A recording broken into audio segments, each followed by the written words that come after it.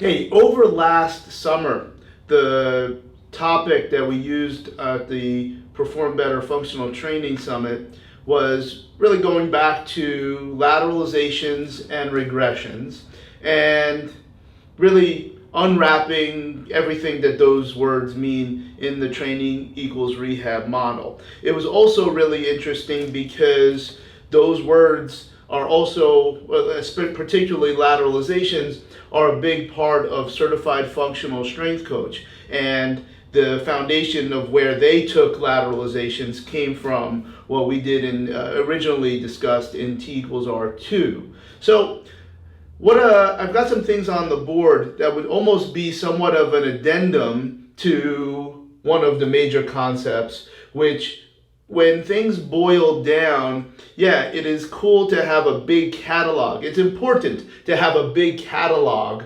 of lateralizations and regressions. So you have your exercise that you want to do. And if for whatever reason you can't execute, and there's a lot of different reasons, some of them have nothing to do with the body. If you want to do a barbell deadlift and you don't have a barbell, you have to lateralize to something else that does something very, very similar, if not the same. So lateralization is something that you do instead. And if you can't do that, then you'll try to find the gap. And if it is movement related, the regression, because you're really not getting fit. You're going backwards a little bit so that you can go forwards.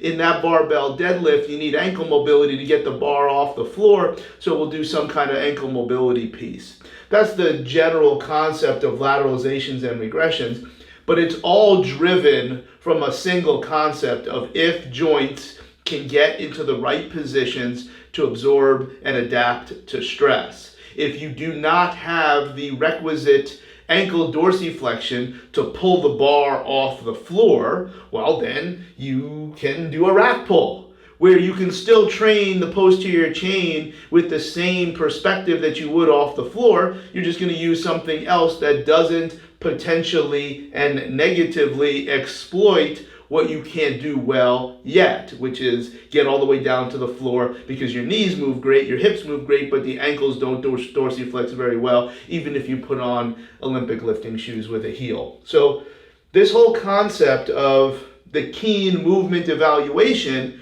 starts to unravel where you go with your A plan, the exercises that you want to do, and then where you might lateralize, and then where you might regress. The movement evaluation can sometimes seem very strange because it might demonstrate things that don't matter.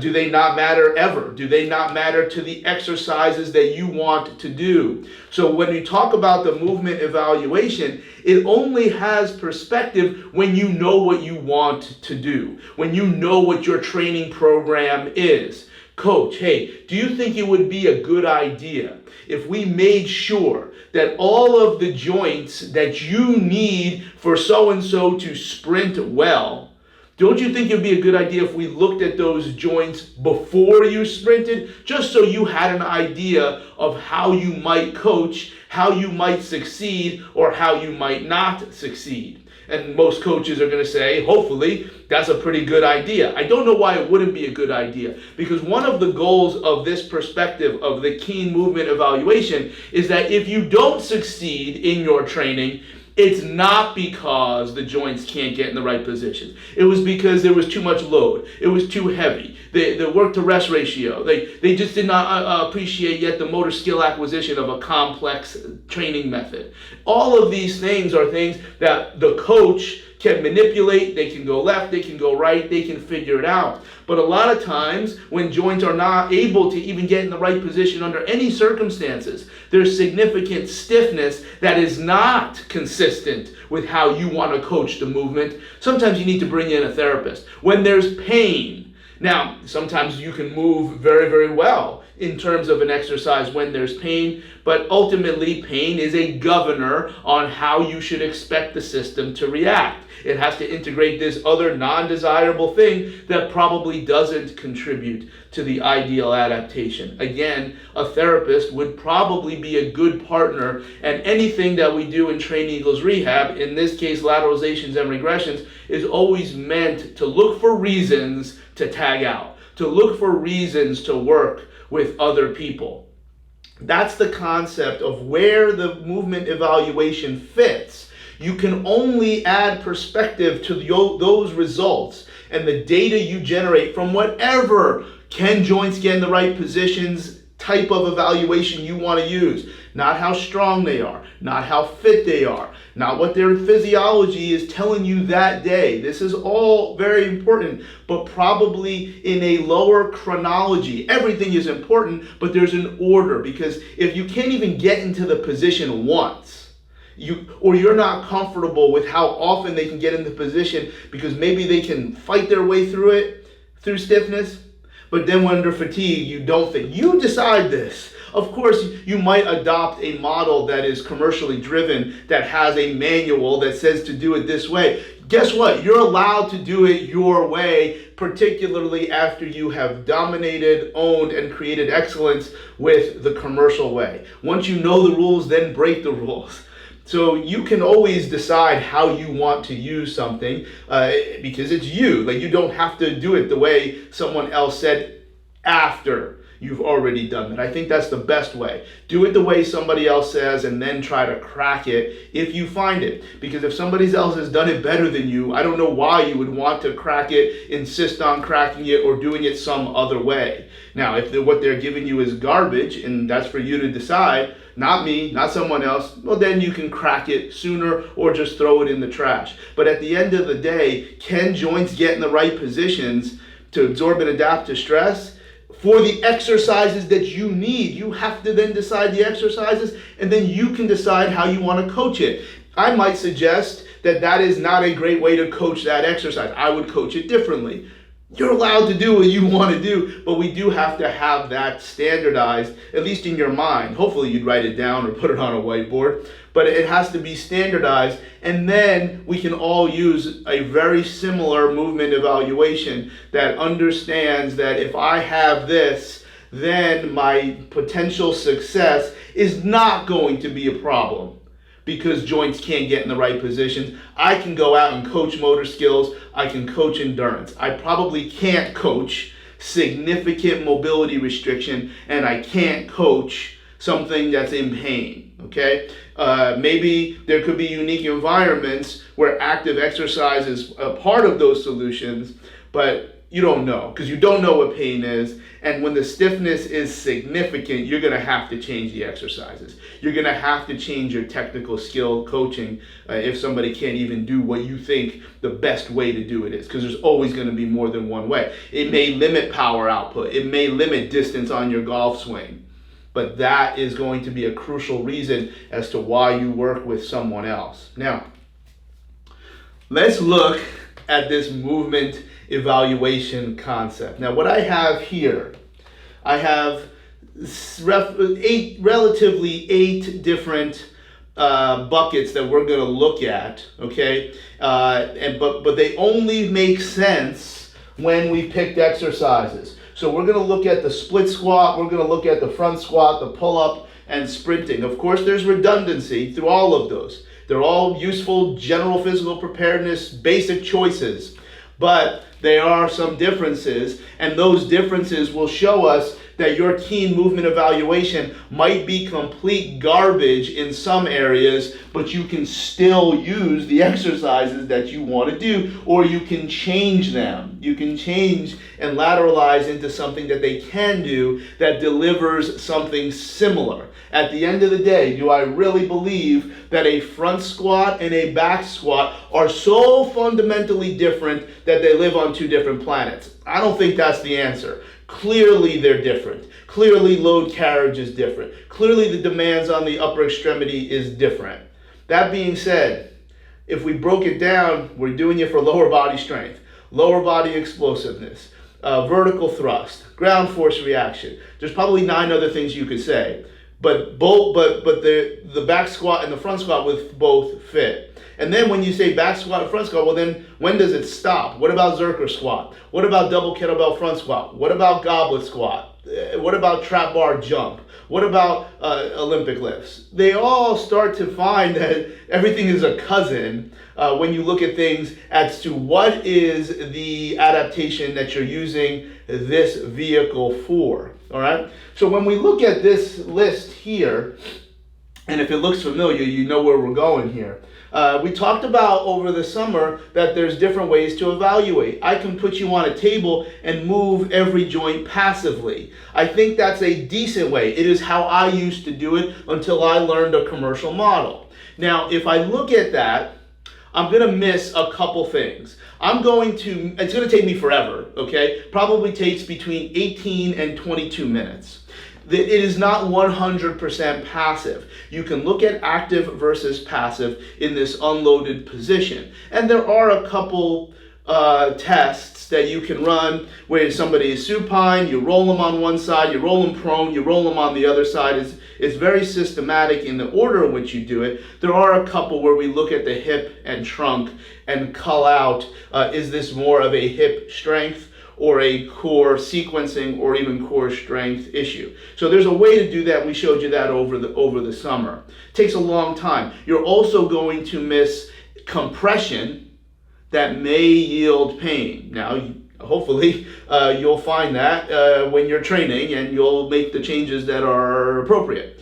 However, I kind of want to see that first, because if I am too aggressive and I have no idea, neither do you, how aggressive is aggressive. Body weight might be too aggressive with something in the knee that simply doesn't show up when we're prone, okay? So that is not a bad way, but you will definitely miss some things, and you're certainly going to miss the opportunities to see if maybe I don't need to do any of this, because if I look at things in standing and start there, single repetition body weight, vertical in most movements, I then don't need to move on. I can then chop minutes off of my evaluation and get into training and get into the things that are going to be more useful rather than just learning how to unfold the map.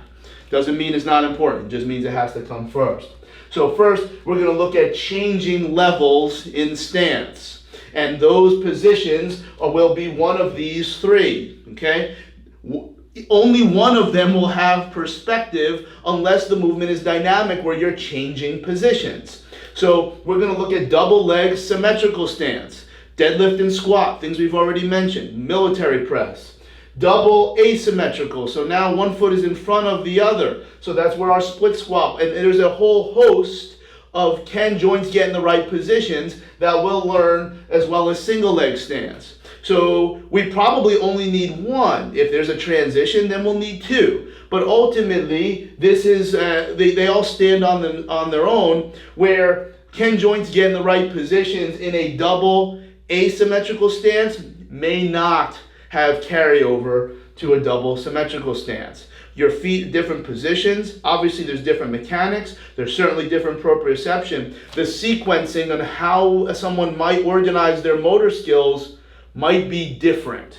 And how the floor speaks north and how you speak south to the floor, when you change levels, it could be different. The one thing that's always the same is ankles. If you're changing levels, we always care about ankle dorsiflexion. So ankle dorsiflexion is something that we should be aware of for nearly all movements where you're on the ground, okay? Even if you're standing and doing a strict military press, we might have it. We should certainly be we're going to evaluate the same for everybody. But at some point, if that military press becomes a push press, not because you tried, but because you were executing rep 9 and 10 as instructed, and you get a little dip, I want to know that if that dip fails, or if I do something in the lumbar spine, I need to know that that was the reason why that happened, not because it was a fitness issue and I just had too many wheels on the bar.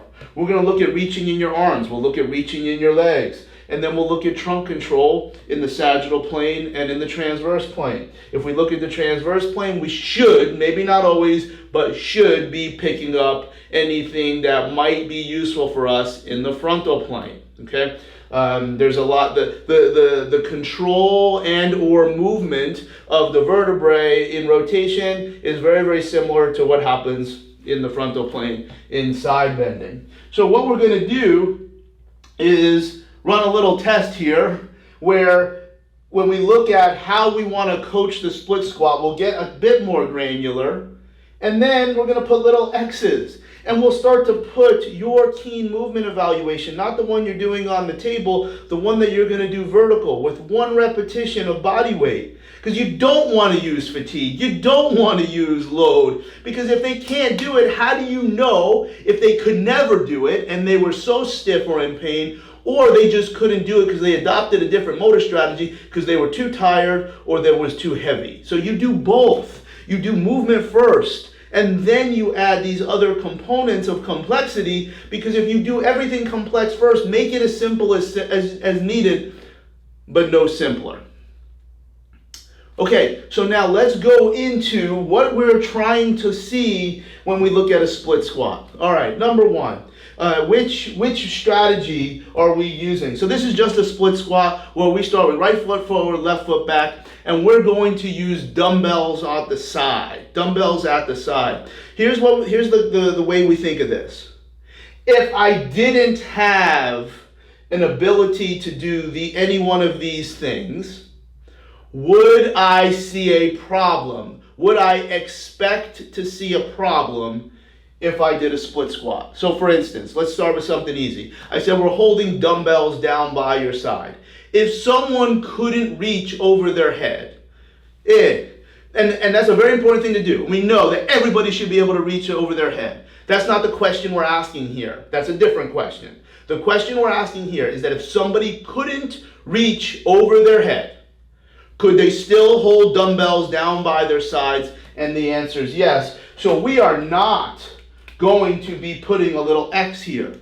We are going to be putting an X here. So we need to learn about changing levels in a double asymmetrical stance. We need to understand about the forward leg having hip flexion, the forward leg having knee flexion, and the forward foot having dorsiflexion, because we're going to say we're coaching the split squat with an angled tibia. If you insisted on coaching the split squat with a vertical tibia, you would not require dorsiflexion. So on the front leg, we do need dorsiflexion and everything else that we mentioned.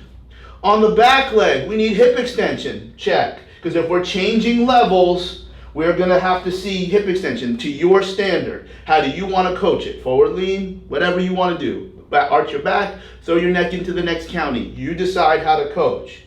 Next, we need knee flexion with hip extension. That's different than knee flexion with hip flexion. The rectus femoris is on slack in flexion. It is highly tensioned in extension. But now we need the foot, because when your foot's on the floor, the rear leg needs dorsiflexion, but it also needs big toe extension. If you don't have big toe extension, you are going to significantly struggle with a split squat. So you do need to look at the toes. If we say big toe, of course, that probably also means the smaller toes. But if the big toe doesn't go, then the whole thing is screwed. So when you look at changing levels of double asymmetrical stance, not only are you looking at dorsiflexion, you're also getting toe action. If you set a good standard, your standard, whatever you say good is, for double asymmetrical stance, you will be looking at the toes. You have to look at the toes on the rear leg. Of course, we're going to look at both sides. We do not need arm reaching. When we do we need leg reaching? Yes, if one leg is forward and one leg is back, I need to know at what standard or what quality can someone flex one hip and extend the other. So we're interested in here.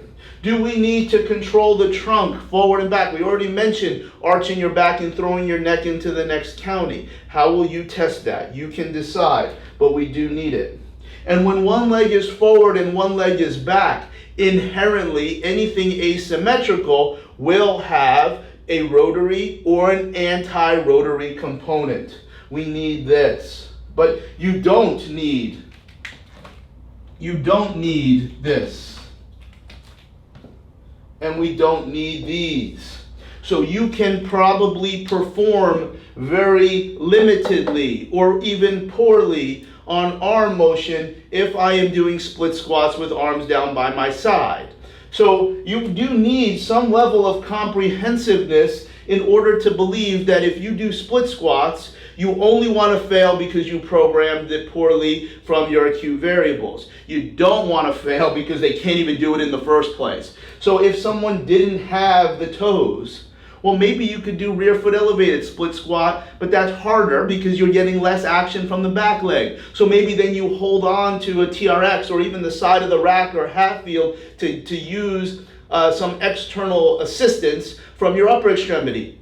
That's a lateralization, because at the end of the day, you are training relatively front leg and you're doing so in this split stance because that's what you valued. Lateralizations and regressions and the key movement evaluation doesn't mean much if you don't have a strong opinion on what exercises you think are going to be successful. So we broke down split squat, and we probably could have gotten that information maximum 10 minutes versus the double the time on the table, and we would still be missing some things in terms of skill. We would be missing some things in terms of pain resulting from compression, particularly of the knee.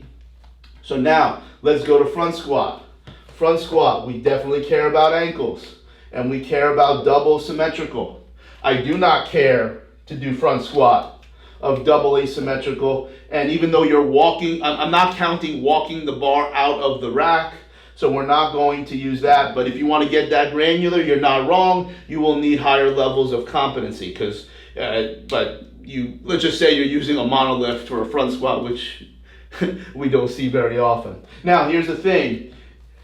The big part of double asymmetrical is hip extension, okay? Hip hyperextension, more so than extension. You do need to finish at extended at the top. But if someone didn't have great toe or the little toes extension, hyperextension, they probably still look okay when they split squat. If you don't agree, then you need more levels of competency. I think that you can do a front squat as long as you have dorsiflexion. I don't think you need big toe motion. It won't screw up the motion. It won't screw up the squat. It'll screw up a whole bunch of other things. It won't screw up the squat.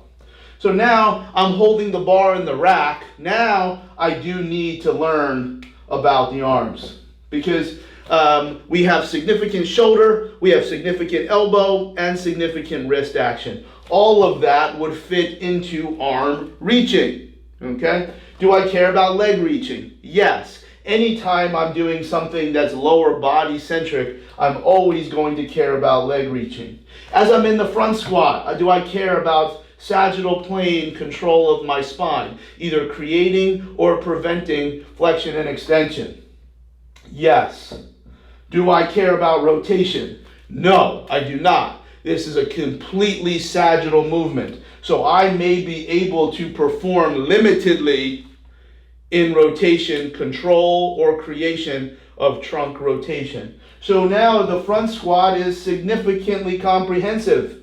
However, what if I didn't have the arms?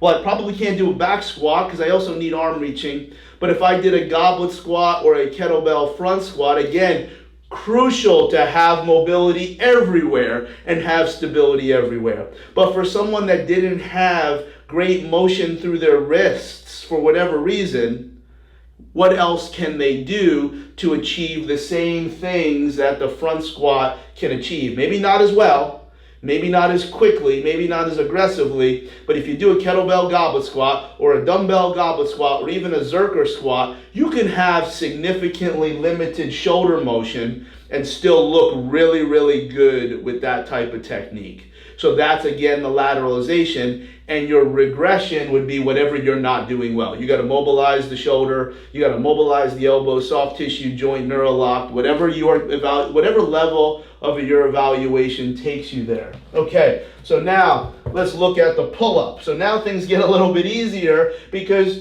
there is no stance. You could have all sorts of knee pain, in my opinion. Now, if you're going to coach a tactical pull-up with dorsiflexion, I don't even think you need good dorsiflexion. You just need to use the dorsiflexion to irradiate that abdominal hollow technique. You could have miserable dorsiflexion and still look great doing a tactical pull-up. You could have miserable hip mobility. Your knee could be blown up from a total knee replacement 3 days ago, and in theory, you should still be able to do a great-looking pull-up. Do we need arm reaching? Yes. Do we need leg reaching? We do not. Do we need flexion and extension? Yes. And if you suck at it, we can just make this movement unloaded. We can give you a band or use some kind of method to deload this, because if you can just stand straight and tighten your bottom, you will have ideal, in my opinion, ideal technique for the pull-up. Do we need sagittal? Do we need rotational? No, you don't. So now you could have a relatively poor movement evaluation and still do pull-ups, because is there really such a thing as a poor movement evaluation? No. It's just answering questions. It's not good or bad. It's just what it is. Then if you move forward and it's not consistent with some type of thought process like this, then you're going to call it poor. But it's not poor because if you're just running pull-ups all week because that's what you want to do, then you don't need a very comprehensive movement results. You do need to do it to find out, to make sure you have the most important one. Now let's look at sprinting, which is a transition, okay? So in that one, we're always going to need dorsiflexion, okay? Obviously, if we have that forward lean, we definitely care about dorsiflexion.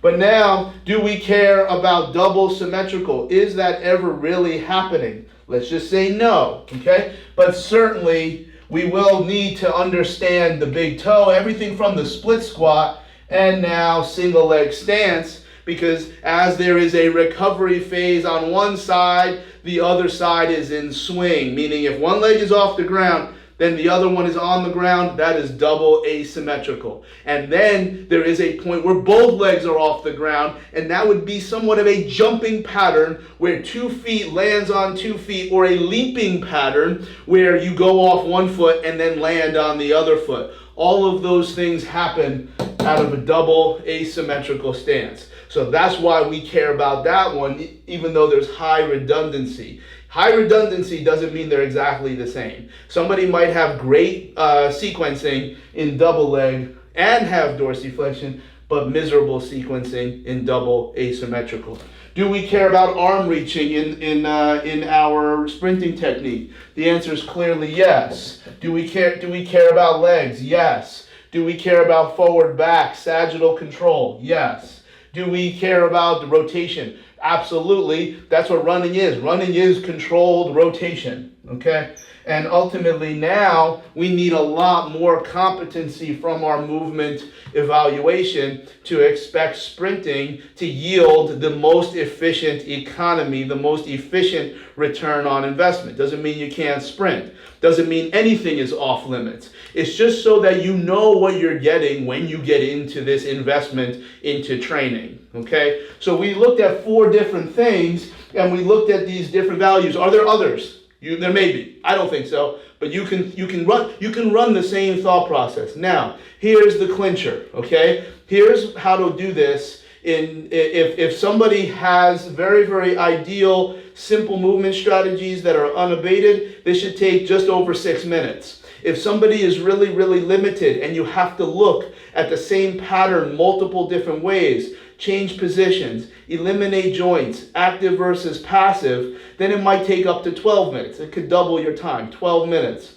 But the way to do this, you're always going to look at ankles in the standing position. But then if I just change colors here, if you did know what I was talking about, you have the deep squat, you have the inline lunge, you have the hurdle step, you have shoulder mobility, you have active straight leg raise, you have trunk stability push-up, and you have rotary stability. This is the functional movement screen.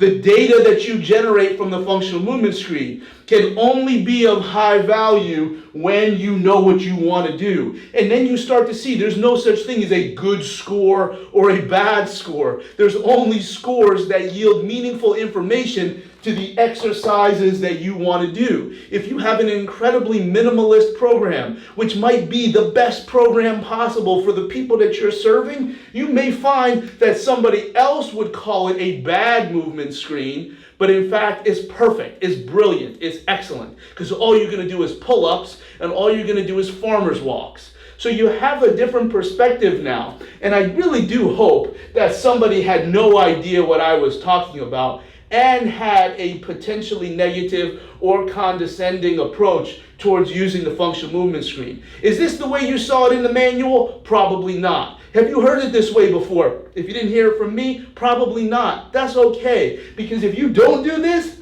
there's other ways to get it done. I find this to be the most effective, the most efficient for individuals that are not in pain. Because at the end of the day, using these 7 movements as well as an ankle dorsiflexion appraisal is the best way, not the only way, but in my opinion, the best way to determine can joints get in the right positions to absorb and adapt to stress. It's kind of a hollow statement unless you continue to report for what exercises and how you want to coach those exercises. Don't get stuck into what someone else wants you to do. What exercises do they want you to do? How do they want you to coach it? What do you know about biology, physics, neurology, and physiology, so you can decide what is the best way to coach. Now, at the end of the day, the best way might be just do what somebody else says in the beginning. Let's see what the results are, and then you move on from there. That's what I have done here. This is something that maybe I crafted and melded and bent to make sense to me. But it's all the same. We're just kind of breaking it apart and putting it back together a little bit differently that works for your context, the type of people you work with, the type of exercises that you want to do. So, is it flawless? If you put it into the right perspective, it's a lot closer to flawless than faulty. Because you can't go wrong here if you then just understand what are the exercises you want to do, how do you want to coach it, what joint positions do you need, and then what is the quickest and most efficient way to learn about every joint from a general preparation. These will not work if you're looking at baseball or golf or something that requires more motion, which then requires more control than what we see in general training. I don't know any exercises, doesn't mean I know everyone, but I don't know any exercise that happens in the gym that you cannot identify here, here, here, here. We should be able to put anything we want up here and run this, and you should be able to rattle it off. You should then be able to change some of these exercises to do relatively the same thing.